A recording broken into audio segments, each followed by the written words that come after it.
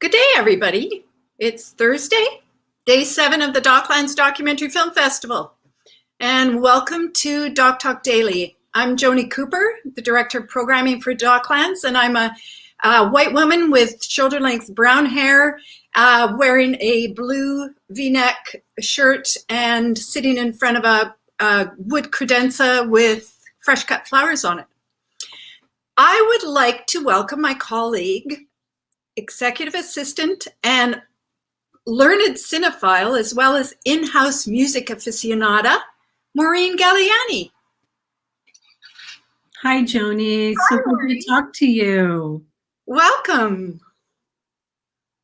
I'm so glad you were able to join us. Thank you. Thank you. I am excited to talk music docs with you, Maureen. Well, I'll always talk music with you, Joni. I'm so thrilled because I am just blown away by how much you know, and it blows me away about how little I know when it comes right down to it. I just watched the Sparks Brothers and the Q&A you hosted with director Edgar Wright and the Sparks, Ron and Russell Mael themselves. What an enlightening conversation, and what delightful guys. And it seems every musician on the planet knows them. Why hadn't I heard of them? How did you learn about them? You know, I mean, you know, I was born and raised in San Francisco, so I saw everybody, and I was always familiar with Sparks, and you know, they were always pretty unusual. They're almost like, I want to say they're like an indie film. I mean, they're literate, they're creative, they're like performance artists. Their lyrics are so clever. Their album covers are amazing. I think the first time I saw them was probably in the 70s, maybe a couple times in the 80s, and I was able to see them twice in the past 10 years in San Francisco at a small club.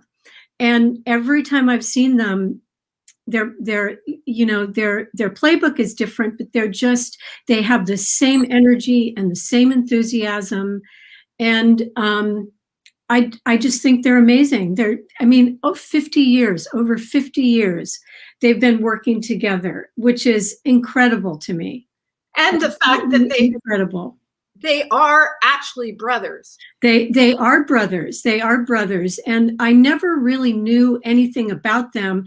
And I don't know that I want to know too much about them, because that's always been intriguing, that they're just so, so private. I mean, it was,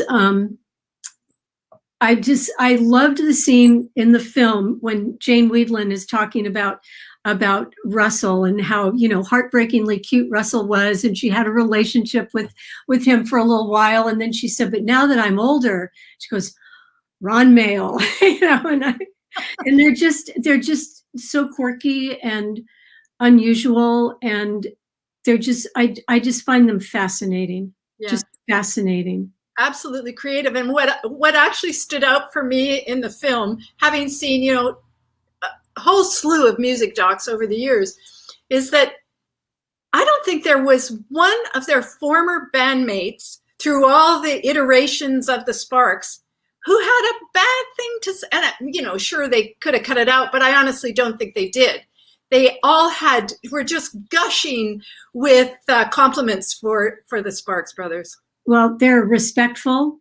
They're polite, they're considerate. And what I really liked about the film too is there were no trashed hotel rooms. There was not this bad behavior. I mean, it's I read that, Stephen King goes out to his little studio every day and writes from like 8 to 4 or 9 to 5. And that's exactly what Ron and Russell do. They have a schedule, they get along. It's admirable. Yeah. And it is a longer film, but honestly, it is longer. It was not too long. No. I wanted to learn more, having never heard of them before.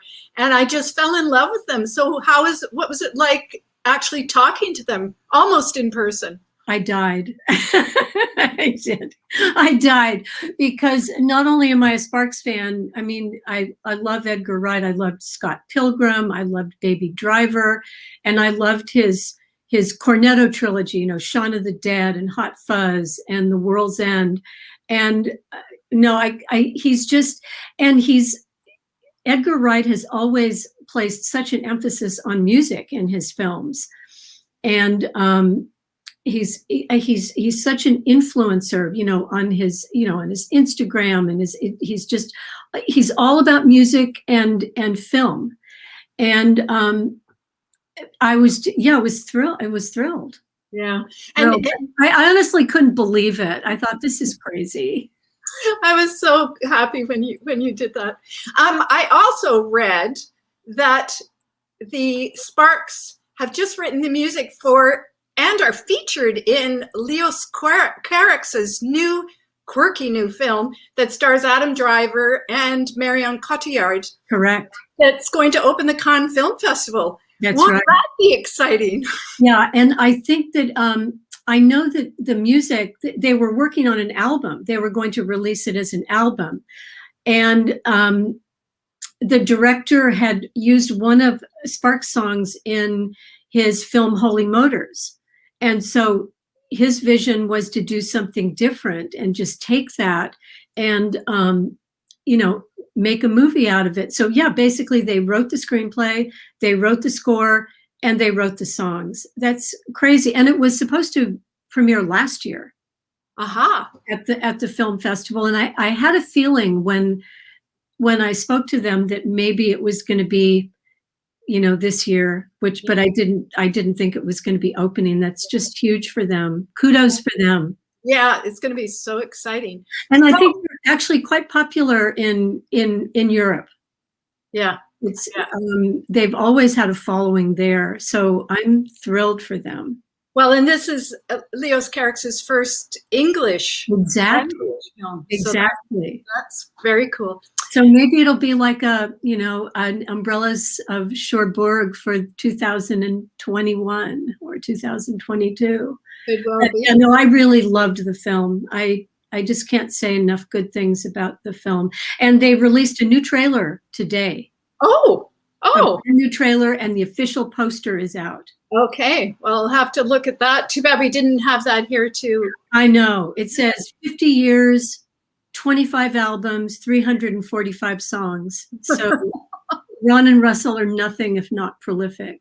That is so cool. I just think they're so talented. And the other film that we would like to talk about is Questlove's Summer of Soul, or When the Revolution Could Not Be Televised. It's at the Raffel tonight. It is at the Raffel. It really is a film that should be seen on the big screen, given it's a big deal concert. I agree. Yeah, I agree with you. But any way that you can see it, I think you could see it. I was not familiar with the story of this archived material that had been in storage for 50 years, pristine storage. Yeah. And it was the same year as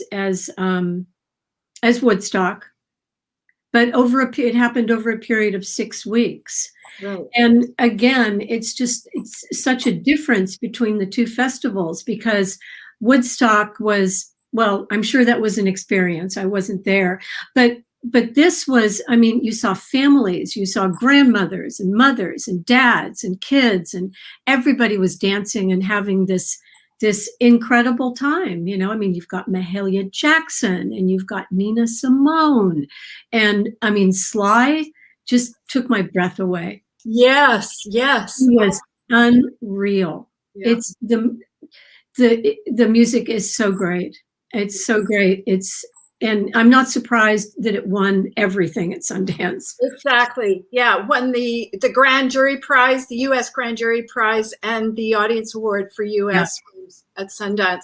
And again, you know, I'm not sure what rock I've been living under, but I had not heard anything about this series of concerts either. Yeah, I was not familiar either, but yeah.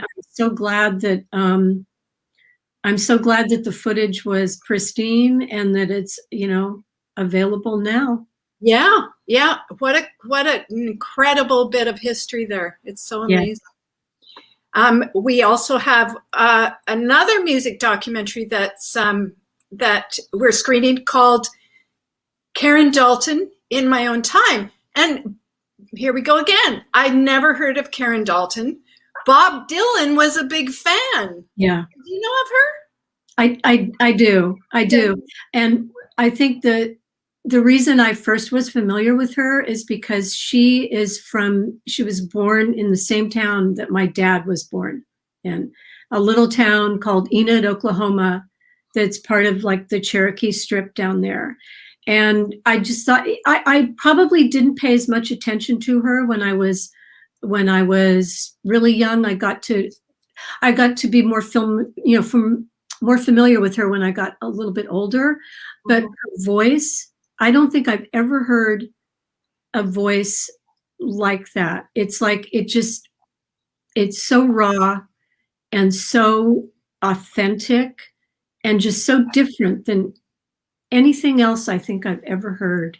Yeah. Because, I mean, she had, a difficult life. It was hard for her. And, but she did have people that loved her. And, she did have some success, just not commercial success, but musicians thought the world of her. Again, just like the Sparks, a musician's musician, really. Exactly. Yeah. So, I mean, there's 3 incredible music films. And this is like such a good job, Joni. This was such a good year. Yeah. I was thrilled, absolutely thrilled. Yeah. But the fact that all 3, I didn't know any of them until I saw the films, and then they just blew me away. So get out there. You guys out there still have time to see all 3 of these, and even Summer of Soul at the Raffel. Well worth taking that in on the big screen. Really good. 2 screenings today, one at 4, one at 7:30. If you can do it, you should do it, because it's and there'll be a conversation after following the live screening, correct? Yep, of all 3. Of all, yeah.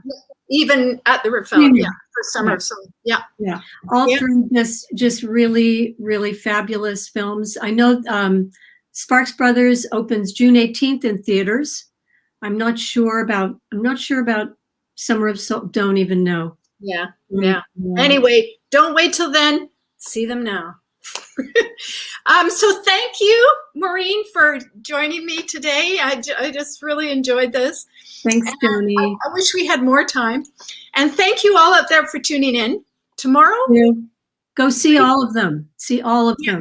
See all of the DocLands films for sure. You've still got 4 days? Yeah, 4 days. You can cram a lot in 4 days. And you can see at least 5 a day. Yeah. Yes. Yeah.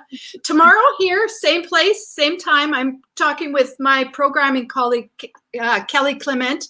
We'll be talking surfing, all things surfing, with the director of Havana Libre, Corey McLean. And a big shout out to our DocTalk daily sponsor, the Make It Better Media Group. The countdown is on. Get in there for all your viewing, and we'll hopefully see you tomorrow and at the movies. Thanks, Joni. Thank you.